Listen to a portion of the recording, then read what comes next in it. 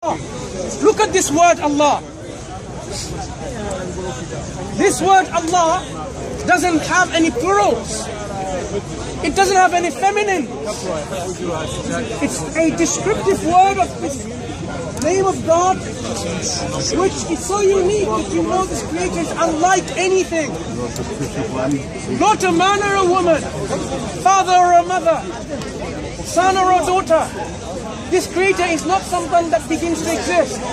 It's not someone that will come to an end of existence.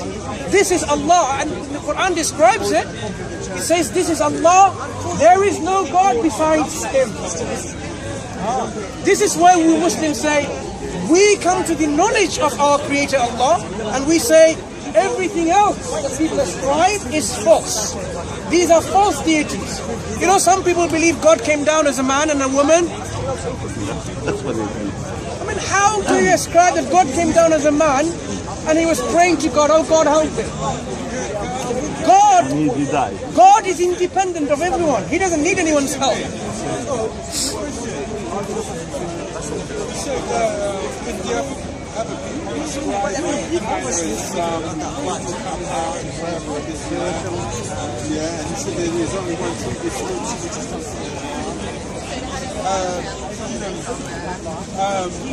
So why does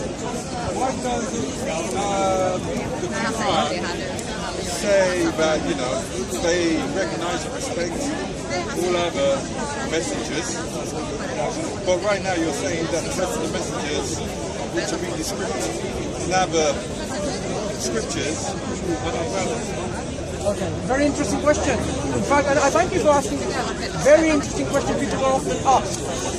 You asked me, taking my point, the Quran gives the description of the true nature of the Creator, and all that other scriptures or religions describe, I say I find fault in it. In fact, allow me to answer it. In fact, it's exactly what the Quran says. The Quran says, because there is only one God, this is the same God that sent prophets and messengers in the past. They came with the same message about God. They didn't come to tell people that God is a woman, or a man, or a son, or a daughter, or a mother, or whatever.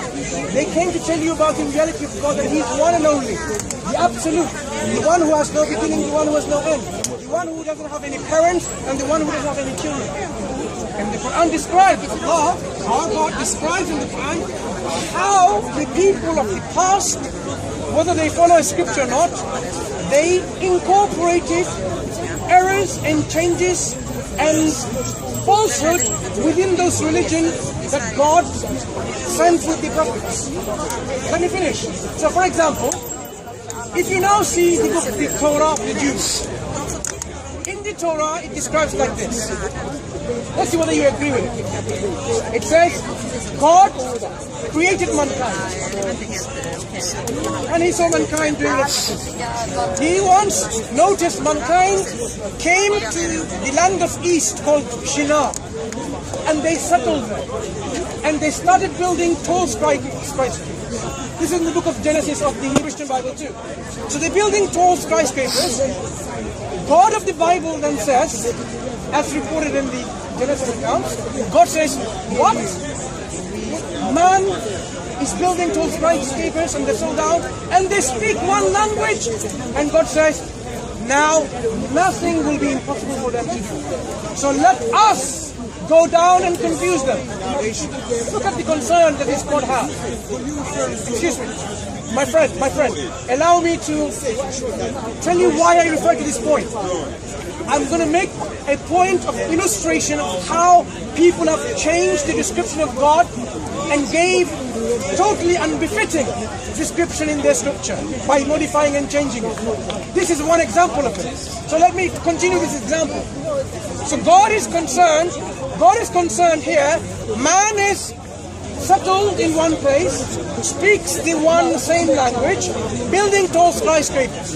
We know from the remnants of the ancient Near Eastern texts, at that time people believed that if you build tall enough buildings, you can reach up the sky and you can overthrow God. Look what the Bible the Hebrew and the Christian Bible describes the concern of God. God says, now nothing will be impossible for them to do or achieve. So let us go down and confuse them. The only reason why you and I speak English now, we could have spoken a different language. In fact, in English it's not even a second language either.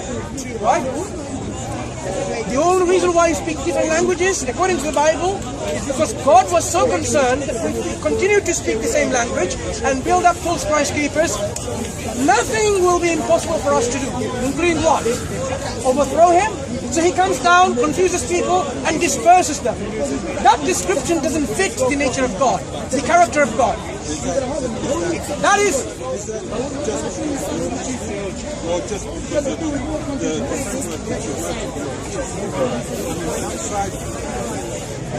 Do you think God is concerned because human beings speak one language and are settled together and building strong skyscrapers? Nothing will be impossible for them to do.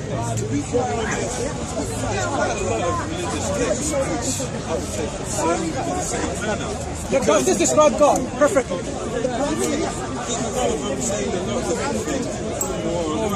My friend. This description that I've given, an event description that happened according to the Hebrew and Christian scriptures. My friend, I want your honest opinion. Do you think this describes God perfectly? About that event?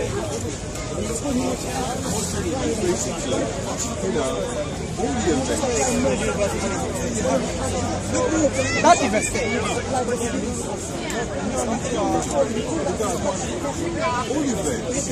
To me, personally, someone standing here, I'll say, can you now deal with the question that I asked? That particular event. That particular event, I don't agree with the Bible. Why don't you agree with it? It doesn't make sense. It doesn't make sense. Why not? It doesn't make sense to me either. No. At one point, but I'm not here to Fine. So, in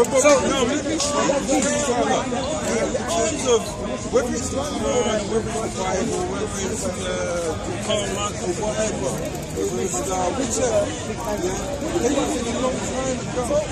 I don't disagree with them in terms of what they were needed for. Maybe people were reckless and didn't like to live, whether it be Muslims,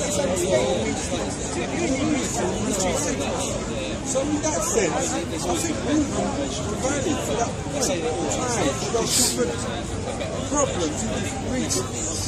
Where it came from, it was revealed from this person, they say it was revealed from this person. Everybody says it's revealed. They don't know where exact, no one's seen this exact somewhere, something, blah, blah, blah. They're all going off this discussion still. But if I come to you just as a person that said, oh, I've got a revelation that, this horse is going to win tomorrow, you know, so I'm just saying, in this day and age, it's a different time. I'm not disputing this. Now, if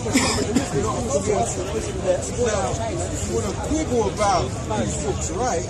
This is just a place for it. Well, I don't think that's the purpose of it. The purpose of it is to bring people together. If you want to call it a broken language, why there's only one broken language? Love.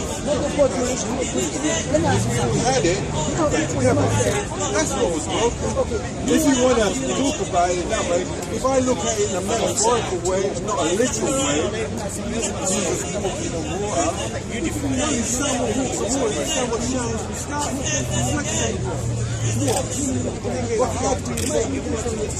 So at least now we've come to an understanding that when I said the Quran describes God in his perfect nature and attributes, and also points to the falsehood that's been attributed to God in other books, I gave you one example, and you seem to somehow agree with me that it doesn't make sense. There are lots of other examples in previous scriptures.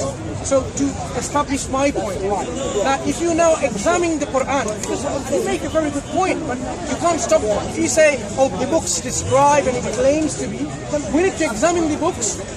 individually. My friend.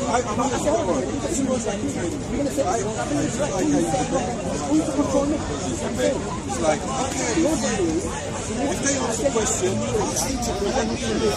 I mean, yeah, brilliant. It's a good way to actually go through